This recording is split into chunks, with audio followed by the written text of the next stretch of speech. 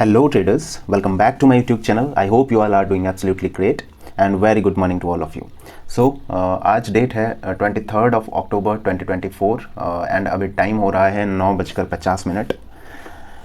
Market जहाँ पे close हुआ था उससे थोड़ा सा गैप अप ओपन हुआ था। अभी जो चार्ट आप देख रहे हो वो है निफ्टी बैंक का 5 मिनट टाइम फ्रेम वाला चार्ट, ठीक है। तो थोड़ा सा गैप डाउन ओपन हुआ था एंड उसके बाद मार्केट ने एक अच्छी सी ग्रीन कैंडल बनाई। नेक्स्ट कैंडल ने ऊपर निकलने की कोशिश करी बट निकल नहीं पाई एंड देन रिजेक्शन ली अप साइड से। फिर ग्रीन कैंडल मतलब यहाँ पे थोड़ी सी लड़ाई हुई है बायर्स एंड सेलर्स के बीच में, ठीक है। तो एट द एंड जो है वो सेलर्स ने थोड़ा सा कंट्रोल यहाँ पे लिया और मार्केट को नीचे की ओर लेके गए। लेकिन अगेन जहाँ से इनिशियल बाइंग हुई थी वहाँ से एक बहुत खतरनाक बाइंग हमें एक और देखने को मिली है यहाँ से, ठीक है। एक बड़ी सी ग्रीन कैंडल, ठीक है। सो ये थी अभी तक की सिचुएशन। मैंने अभी तक टोटल 2 ट्रेड्स लिए हैं। सबसे पहला ट्रेड था मेरा बैंक निफ्टी। इवन दो मैं निफ्टी एंड बैंक निफ्टी में कंफ्यूज था कि इन दोनों में से मैं किस पे ट्रेड लूँ, बट सिंस बैंक निफ्टी में हमें थोड़ा ज़्यादा बड़ा मूव देखने को मिलता है तो मुझे लगा कि क्यों ना बैंक निफ्टी को ही चूज़ किया जाए। सो इसलिए मैंने बैंक निफ्टी को चूज़ किया, ठीक है। जब ये लड़ाई यहाँ पे हो रही थी और ये पर्टिकुलर कैंडल जब बनी थी, ठीक है, उसके बाद मैंने डिसाइड किया था कि मैं ट्रेड लूँगा, ठीक है। लेकिन मैंने डिसाइड किया था कि एट लीस्ट मैं इस कैंडल का जो ये लो है ना इसको मैं ब्रेक होने दूंगा डाउन साइड की और उसके बाद ही मैं पोजीशन में एंटर होऊंगा, ठीक है। और मैं यहाँ पे जब ये कैंडल थोड़ी सी यहाँ ऊपर गई या नीचे धीरे धीरे आ रही थी, मैं रेडी बैठा था अपना बाई बटन दबाने के लिए। जैसे इस पॉइंट पे पहुंचा ना मैंने बाई बटन दबाया, लेकिन आप विश्वास नहीं करोगे वहाँ पे मुझे प्राइस ने ना एकदम से मतलब जैसे ऐसे ऐसे ऐसे ऐसे चल रहा था, ऐसे जंप मारा एकदम से प्राइस ने। और जो मैंने बटन यहाँ पे दबाया फॉर एग्जांपल, तो जो मेरी एंट्री वो यहाँ कहीं पे हुई होगी। तो इस चक्कर में मैं आपको बताता हूँ कितने पॉइंट्स का लॉस हो गया। बेसिकली लॉस नहीं बट मतलब उतने पॉइंट्स जो हैं वो मेरी एंट्री लेट हुई बेसिकली, ठीक है। कौन सा था, ये था I guess, okay alright, yes. So जो मेरी एंट्री हुई थी वो लगभग हुई थी 257। ओके, सो जो मैंने एंट्री प्लान करी थी वो करी थी 210 के आसपास, 210 रुपीज़। ये प्रीमियम प्राइस की मैं बात कर रहा हूँ, बैंक निफ्टी का प्रीमियम।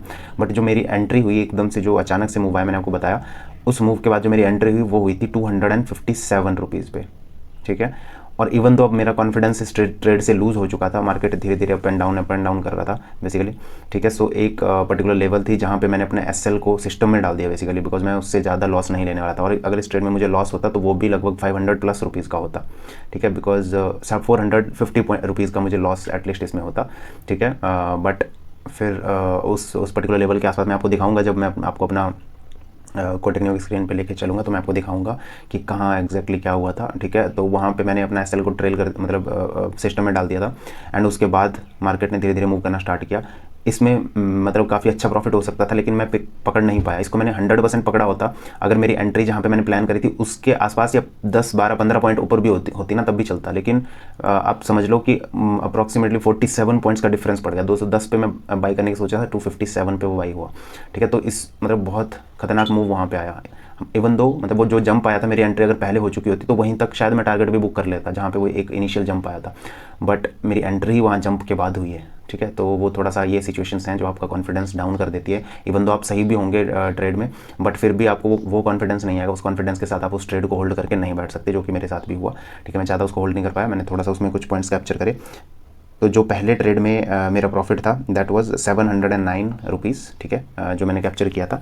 इस पर्टिकुलर मूव को मैंने डाउन साइड की ओर कैप्चर किया था, पूरी कैंडल को कैप्चर नहीं किया बट कुछ पार्ट इसका कैप्चर किया एंड देन इसमें मुझे 700 रुपीज़ का प्रॉफिट हुआ था फर्स्ट ट्रेड में, ठीक है। इसके बाद जो सेकंड ट्रेड था वो मैंने लिया था मिड कैप निफ्टी में, ठीक है। मिड कैप निफ्टी ओपन कर लेते हैं।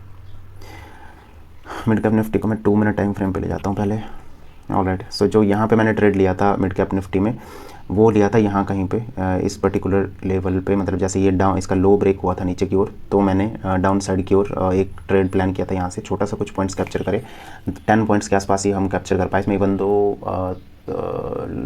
12-13 पॉइंट्स तक गया था, बट एग्जिट करते करते जैसे एकदम से ऊपर गया फिर नीचे आने लग गया, तो फिर जो मेरा एग्जिट हुआ वो 10 पॉइंट्स के आसपास ही हुआ, बट इसमें भी हमें प्लस 505 रुपीज़ का प्रॉफिट हुआ।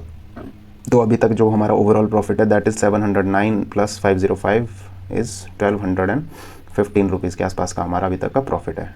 दिस 0.50 एंड हाँ मतलब 1215 रुपीज़ के आसपास का हमारा अभी तक का ओवरऑल प्रॉफिट है आफ्टर 2 ट्रेड्स, ठीक है। तो अब जो भी हमें अपना नेक्स्ट ट्रेड मिलता है वो अभी हम लेंगे। थोड़ा सा मैंने 10-15 मिनट का गैप लिया था, जैसा कि मैंने आपको बताया हुआ है पहले ही कि ऐसी सिचुएशंस में जहाँ पे मुझे बैक टू बैक 2 ट्रेड्स में प्रॉफिट हो जाएंगे, तो उसके बाद मैं कोशिश किया करूँगा कि एटलीस्ट 10-15 मिनट का गैप लूँ, सो दैट जो साइकोलॉजी डिस्टर्ब हुई है ड्यूरिंग दोज ट्रेड्स, कुछ भी मतलब ऊपर नीचे चीज़ें हुई है, जैसे फर्स्ट ट्रेड में थोड़ी डिस्टर्ब हुई थी टाइप साइकोलॉजी हमारी, सो एटलीस्ट वो शांत हो जाए, वो अपने बेस पे आ जाए फिर से। ठीक है, तो थोड़ा सा उस चीज़ का वेट करके फिर हम ट्रेड जो है वो अपना प्लान करेंगे। सो अभी तक यही है आई गेस। इसके बाद जो भी थर्ड ट्रेड मुझे जहाँ भी मिलेगा मैं आपको फर्दर अपडेट करता हूँ। Till then stay tuned and keep watching. Thank you. Alright friends, so जो मेरा फाइनल ट्रेड था वो भी मैंने अभी जस्ट ले लिया है एंड मिड कैप निफ्टी में ही मैंने लिया है। ठीक है, लेकिन इस पर्टिकुलर ट्रेड में मैं कुछ खास कैप्चर नहीं कर पाया। ठीक है,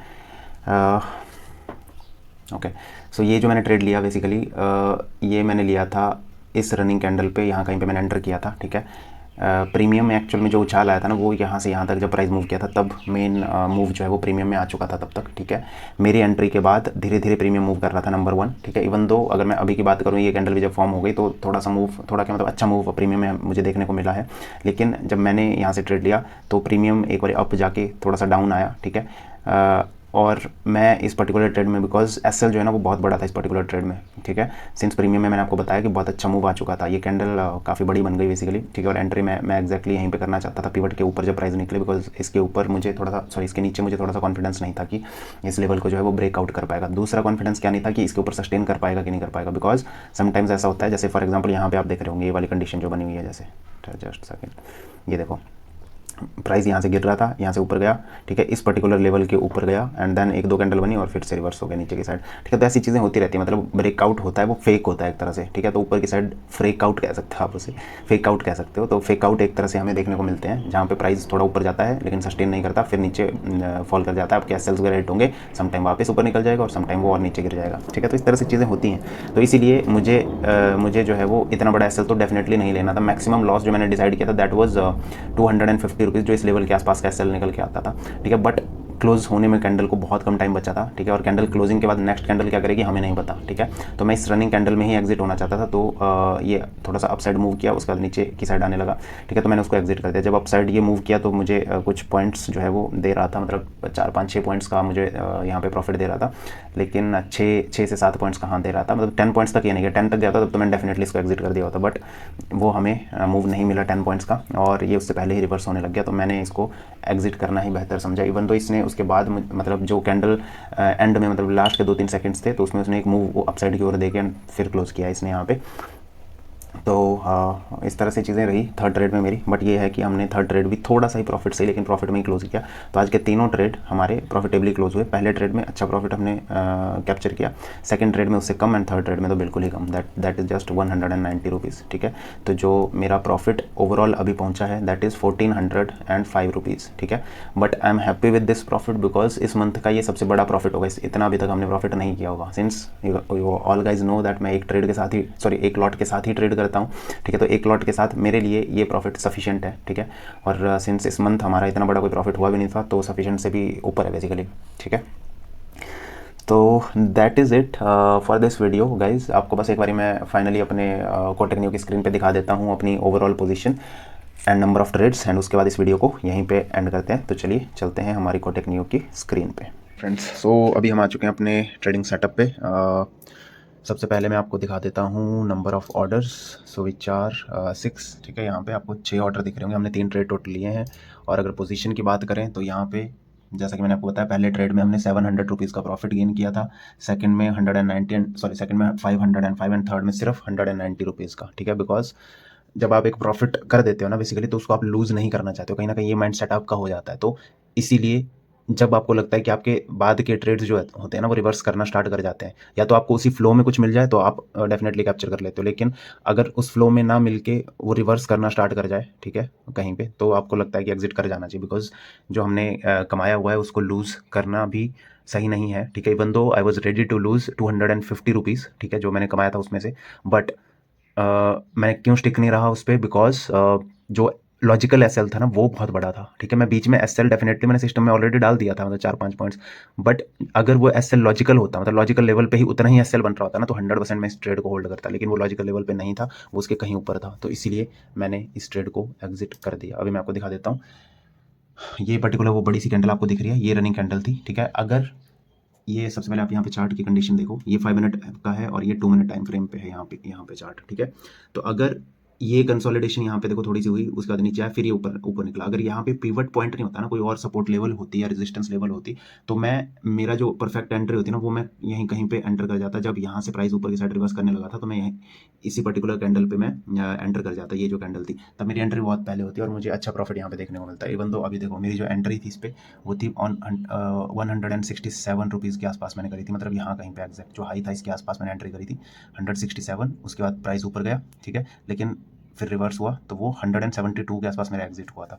तो 3-4 पॉइंट या 5 पॉइंट, 4 पॉइंट के आसपास ही मतलब इसमें हमने कैप्चर करे, बिकॉज रिवर्सल हमें देखने को मिला था। इवन दो उसके बाद मार्केट ऊपर गया और मेरे 10 पॉइंट मुझे दे जाता मार्केट, बट वो कॉन्फिडेंस नहीं था अभी होल्ड करने का। सिंस आप खुद देख लो, मतलब जो लॉजिकल एसएल या तो ये जो रेड कैंडल की नीचे विक थी इसके नीचे का बनना चाहिए था, अगर यहाँ नहीं तो यहाँ से ये जो ग्रीन कैंडल बड़ी सी बनना स्टार्ट हुई थी, यहाँ कहीं इसके नीचे का बनना चाहिए था, जो कि हो जाता लगभग 17 पॉइंट्स। तो मतलब जितना हमने कमाया था उतना तो लूज़ कर जाते, उसके मतलब वो ऑलमोस्ट हमारा सारा ही लूज़ हो जाता अगर ये लॉजिकल एसएल प्रॉपरली फॉलो किया होता तो, ठीक है। और आप देख सकते हो कि अगली 1-2-3 कैंडल नीचे आई भी, ये विग यहीं तक आई बेसिकली, अगर इसके नीचे निकल जाती तो 100% वो हिट भी हो जाता अभी तक, ठीक है। तो इसीलिए इतना बड़ा रिस्क लेना नहीं बनता अगर आपने ऑलरेडी 1-2 ट्रेड्स में प्रॉफिट कर लिए हों तो, ठीक है। So that is it for this video guys, I hope आपको अच्छी लगी होगी। कल मैंने सारे ट्रेड्स लेने के बाद वीडियो बनाई थी, ठीक है। आज मैंने कोशिश करी कि जैसे पहले 1-2 ट्रेड मैंने बैक टू बैक लिए, तो उन ट्रेड्स के बाद ही मैंने आपके लिए वीडियो बना दी, ठीक है। तो आई होप आपको अच्छी लगी होगी, कुछ सीखने को मिला होगा। अगर येस तो प्लीज़ वीडियो को लाइक कर देना, चैनल को सब्सक्राइब कर देना अगर चैनल पर नए हो तो, ठीक है। और कमेंट बॉक्स में अपने सजेशंस जरूर मेंशन करना, आपकी ट्रेडिंग आज की कैसी रही वो भी ज़रूर बताना कमेंट बॉक्स में, ठीक है। सो दैट आपके कमेंट्स पढ़ के मुझे भी अच्छा लगता है, ठीक है। So I hope that is it for today and आपका दिन भी जो है वो एक अच्छा प्रॉफिटेबल डे हो आज हमारे लिए, मतलब अच्छा था आज का दिन, काफ़ी अच्छा था, जिसमें अभी तक का देखा, इवन मैंने इससे ऊपर का प्रॉफिट भी देखा है एक आधे दिन शायद, जब हम किया था तो 1400-1500 रुपीज़ तक पहले भी गए हुए हैं हम, 1500-1600 रुपीज़ तक, लेकिन वो रिवर्स होके जो एग्जिट किया वो कहीं और किया हमने, ठीक है। तो एट द एंड फिर कुछ लूज़ भी किया, मतलब एक आधे ट्रेड में अगर इतना प्रॉफिट देख लिया तो सेकंड या थर्ड ट्रेड में हमने लूज़ कर दिया था। सो इस तरह से हमारा ये मंथ चल रहा था अभी, बट अभी आज का दिन एटलीस्ट हम इतना घर ले जा रहे थे। इवन तो मैंने एग्जिट बटन ना 1500 के आसपास दबाया था, लेकिन जो एग्जिट हुआ वो हुआ 1405 पे, तो इसीलिए 1500 नहीं कैप्चर हो पाया, 1405 था, ठीक है। So that is it. अब वीडियो को यहीं पे एंड करते हैं, ज़्यादा लंबा नहीं खींचते हैं इसको, तो मिलते हैं कल एक नई वीडियो के साथ नई ट्रेडिंग जर्नी में। तब तक के लिए जय हिंद, जय भारत, वंदे मातरम, बाय बाय।